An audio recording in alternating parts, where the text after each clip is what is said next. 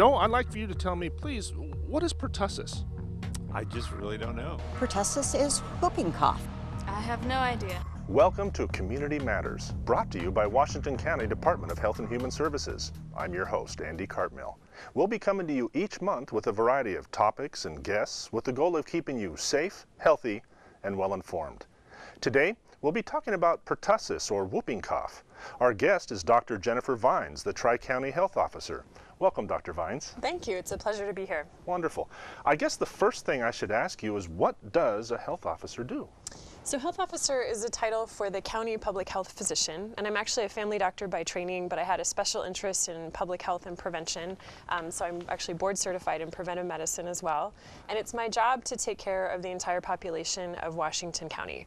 So I do that by working with public health programs and staff to do things like keeping food safe, keeping water from being contaminated, working to investigate and prevent outbreaks of disease, ensure vaccination, and then make sure people have plenty of opportunities for physical activity and good nutrition. Well, you have enough to do, don't you? I do. And as the Tri-County Officer, not only Washington County, which is what, 540,000 people, you also have Multnomah and Clackamas? Clackamas. So yeah, I'm actually one of 3 health officers, so I'm really the point person for Washington County. Okay. I have 2 colleagues who are each assigned to Multnomah and Clackamas counties respectively, but all of our positions are regional, so we can help cover for each other, and it also gives us kind of a region-wide perspective in our work. Very nice. Well, today we're going to talk about pertussis, and it's been in the news a lot, hasn't it? It has. It's on the rise nationally, and we've seen quite a spike here in Oregon over the last year, and especially in Washington County. Okay. So what can you tell us about the disease? What should parents be looking for and so forth? So pertussis, or whooping cough, is a bacterial infection of the nose, throat, and the upper airways. Almost everybody gets vaccinated through routine childhood vaccinations starting at age 2 months.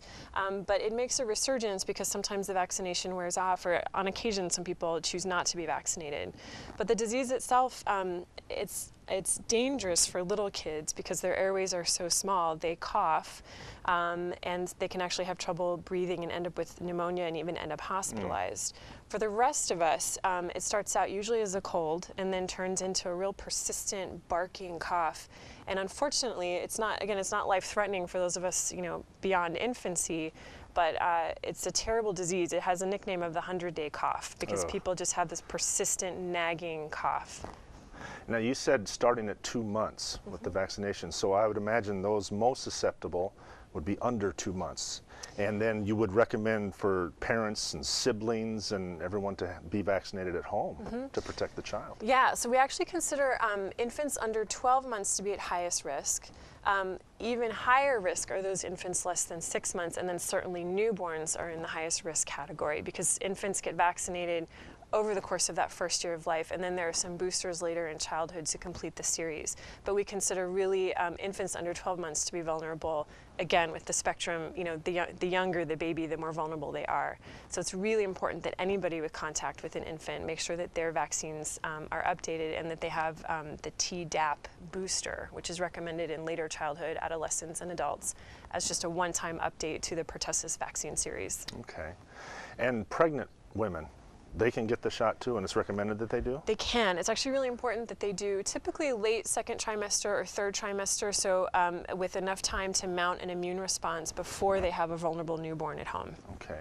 You talked a little bit about the cough, the barking cough, and it's called whooping cough. What else can you say about what it sounds like? How does a parent know whether you have a regular cough or a whooping cough? So again, you can't always tell. If you think you have the symptoms and you're wondering about whooping cough, really you need to go to your healthcare provider, and they can do a very specific test where they pass through the nose and they actually look for confirmation of the bacteria. So that's important to do. But in general, when we say whooping cough, we usually think about these nasty episodes where people just cough, cough, cough, sometimes throw up, sometimes gasp to get that intake of air. And it's that gasp, especially in younger children with smaller airways, that will actually make the classic whoop sound. I think we have an audio clip of that, but I will say this is not necessarily typical of people with whooping cough, especially the older you are. It's just a nasty cough.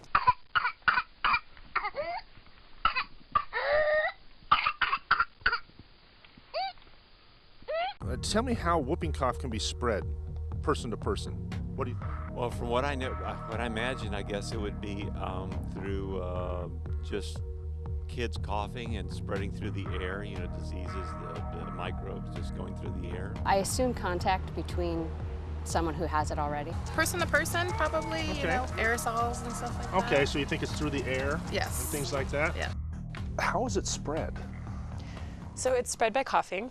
Okay. No surprise there. So yeah, so coughing, sneezing are the ways it's spread. So in general, this is where just basic hygiene applies. If you do have a cough illness, you're going to want to cover your cough, wash your hands, and stay home if you're sick, and certainly stay away from young children and infants if you're sick. Now, covering your cough, this is not as good as this, correct? Correct. The best etiquette is into the sleeves so you don't contaminate your hands and potentially contaminate surfaces. Sometimes bacteria will spread, so if my hands are dirty from handling, say, a contaminated phone receiver, and then I rub my nose, that's potentially a way to become infected. So you always want to get it into your sleeve. Try to keep your hands as clean as you can. It's amazing to me how it's not spread more than it has, considering how easy it is. I mean, potentially to, like you said, touch a phone, then touch your mouth or your ear, your eye. Again, it's probably mostly spread through cough, so we Okay. see the most spread among household contacts. So it really takes close face-to-face sort of household time together to spread it. But that's why it's all the more important for anybody, especially living with young children or infants, make sure that their vaccines are up to date. Well, things like the disinfectant wipes and stuff like that on countertops and things like that, is that effective against this bacteria? Probably not so much. It's, I Okay. mean, it's generally a good idea to keep surfaces clean, to keep hands clean. In this case, though, the actual spread is really mostly from that face-to-face close contact, really, just being around someone with a cough. Okay, so in a school, boy, there's lots of opportunity there, isn't there? Yeah. With not only whooping cough, but just about anything else. Yeah, that is true. And I think we'll probably see more whooping cough when school gets back in session and kids have a chance to kind of mix and swap germs. Yeah. So again, now is a very good time for people to make sure their vaccines are up to date. Okay, and we alluded to it before, but the prevention of the spread of whooping cough, you talked about covering your cough, washing your hands, keeping surfaces clean, and things like that. What else can you say about preventing the spread? So vaccine is far and away the most important thing to prevent pertussis. I will say just one word about one of the behind-the-scenes things that public health does that I actually help with is when we have a reported confirmed case of pertussis, we actually go looking for vulnerable household contacts to that person who may actually benefit from preventive antibiotics. So that's one thing that the communicable disease staff does at public health is we make sure that young babies, pregnant women actually get preventive antibiotics if they've been exposed to help protect them from getting the illness. That's a very small part of prevention. By far and away, what most people need to take away is make sure your children are up to date on their vaccines, and anybody late in childhood, in adolescence, or adulthood through, there's no age cutoff. So everyone needs that one-time Tdap, which is the tetanus with the pertussis booster in it. So it doesn't matter when you had your last tetanus shot, get your Tdap now, protect those who are vulnerable, and protect yourself from what's otherwise just a nasty cough illness. Okay, and so some people might think, now if I did have a tetanus shot earlier, I can still get the Tdap, as you said, and you can't get too much of it, or... Correct. You can't. Okay. It's not unsafe at most. Okay. If you got your tetanus booster a year ago and you want to get the Tdap now, you can get it. Your biggest risk is that you're going to have just a little bit more redness and soreness at the site of the injection. Okay, well that's easier to take than a 100-day cough, isn't it? Yes. Now, where can people go get their vaccine? They can go to their physicians. Yes, most healthcare providers can tell you if you're up to date, hopefully provide you with the vaccine that you need. The Washington County clinics also offer pertussis vaccinations to pretty much anybody who walks in the door, often at a discounted rate. So I think we have some specific information to share with the audience on that, if that's helpful. Okay. Well, Dr. Vines, is there anything else that you want the public to know about whooping cough, the prevention of it? What about if you think you do have it, or if you think your child has it, what would you do? So that's a great point. So vaccination is really important. The vaccine, though, is not 100% effective. So even if you've had the vaccine, you need to be on the lookout for symptoms. Symptoms can be very hard to distinguish between just a run-of-the-mill cold. So again, it kind of starts as a cold and then it turns into that nasty cough. Obviously, any little kids who are really sick need to be seen right away. Anyone else who just thinks, I wonder if this is pertussis, the only way to know for sure is to see your healthcare provider and get tested. We are doing, in the Washington, Multnomah, and Clackamas areas, we actually are doing boosted surveillance for pertussis, which means we're actually getting more testing kits out to healthcare providers to try to boost our levels of detection, to actually make sure we have a good handle on what's going on in the area. Are there any other symptoms that are specific to pertussis? Is it accompanied with a fever? Or not typically. Sometimes a low-grade fever, but fever is it's not a distinctive feature of this illness. So again, it can be hard to tell it apart from just any common cold, any other sort of cold that turns into a bronchitis. It seems so often too, if you have a child without a fever, you send them to school because they're okay. Right. And so this, considering the, is this called an epidemic right now? We would say that, yeah, we're in the midst of an epidemic. We have had enough cases now that are sort of beyond what we would expect for just year to year sort of ebb and flow of disease, that I think we are in the middle of an epidemic. So it's an important time for people to get their boosters up to date.